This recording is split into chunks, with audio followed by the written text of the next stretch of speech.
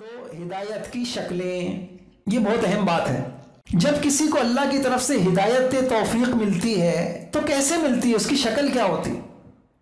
بہت اہم بات عرض کر رہا ہوں۔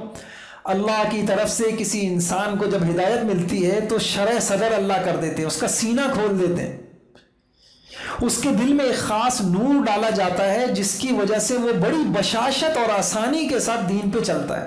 یہ علامت ہے کہ اس کو ہدایت مل گئی۔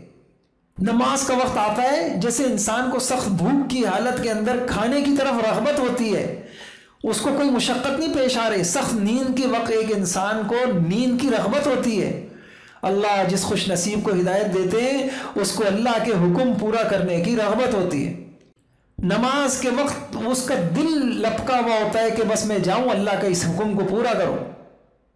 اس کو اللہ نے قرآن میں فرمایا فَمَن يُرِدِ اللَّهُ أَن يَهْدِيَهُ يَشْرَحْ صَدْرَهُ لِلْإِسْلَامِ وَمَن يُرِدْ أَن يُضِلَّهُ يَجْعَلْ صَدْرَهُ ضَيِّقًا حَرَجًا كَأَنَّمَا يَصَّعَّدُ فِي السَّمَاءِ كَذَلِكَ يَجْعَلُ اللَّهُ الرِّجْسَ عَلَى الَّذِينَ لَا يَعْلَمُونَ۔ کمال کی بات فرمائی، دو مثالوں سے اللہ نے کہا۔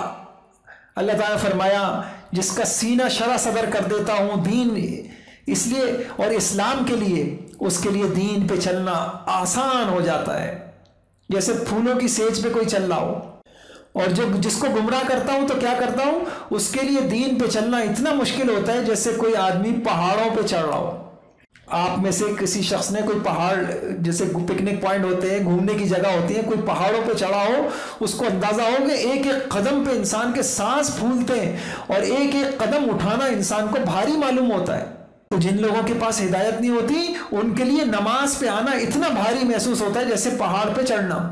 اور جن لوگوں کو اللہ نے ہدایت دی ہوتی ہے ان کے لیے نہ برقع پہننا مشکل، نہ آنکھوں کو بد نظری مشکل۔ تو یہ جو کہتے ہیں نا دین یار بڑی مشکل ہے، بڑی مشکل ہے، وہ ہدایت نہیں ملی ہوئی تو اللہ کا حکم پورا کرنا مشکل ہے، ہوا ہے۔ اسی کے ساتھ آپ قرآن کی ایک آیت جوڑیے، افمن شرح اللہ صدرہ للاسلام فہو علی نور من ربی۔ جس کا سینہ اللہ پاک اسلام کے لیے کھول دیتے ہیں، اللہ اس کے دل میں ایک نور ڈال دیتے ہیں۔ قرآن کی کئی آیتیں ہیں، یا ایھا الذین آمنوا اتقوا اللہ وآمنوا برسولہ یؤتکم کفلین من رحمتہ ویجعل لکم نورا تمشون بہ۔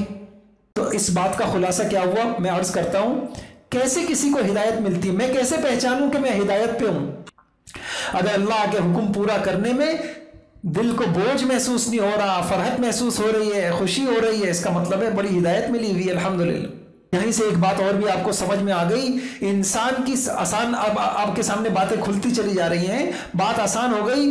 انسان کی ضرورتوں میں سب سے بڑی ضرورت ہدایت ہے، اور ہدایت چونکہ نور کا نام ہے تو انسان کی سب سے بڑی ضرورت دل کو نورانی بنانا ہے۔ لوگ کہتے ہیں جی ہم کیسے بنے دیندار، میں انشاءاللہ شکلیں بتاؤں گا۔ آپ اپنے دل کو نورانی بنا لیں، آپ اپنے دل میں ہدایت کا نور اتار لیں، آپ اپنے دل کو چمکا لیں، پھر آپ دیکھیں پھر مشکل نہیں ہوگی، دین پہ چلنا مشکل نہیں ہوگا، اللہ کا ہر حکم پہ چلنا آسان ہوتا چلا جائے گا۔ ہر ایک میں اپنے آپ سے پوچھوں، آپ اپنے آپ سے پوچھیں، ہم روزانہ اپنے دل میں نور ہدایت پیدا کرنے کے لیے، اس کو بڑھانے کے لیے کیا محنت کر رہے ہیں؟ یہ ہر ایک اپنے آپ سے پوچھیں۔ اور اگر خدا نخواستہ اللہ کی قسم ہم نور ہدایت کو بڑھانے کی یومیہ محنت نہیں کر رہے، یومیہ دعائیں نہیں کر رہے، یومیہ کوشش نہیں کر رہے، تو ہم ہدایت کے طالب ہی نہیں ہیں، اور جس کو ہدایت کی طلب نہیں ہوگی اس کو اللہ کیسے دیں گے؟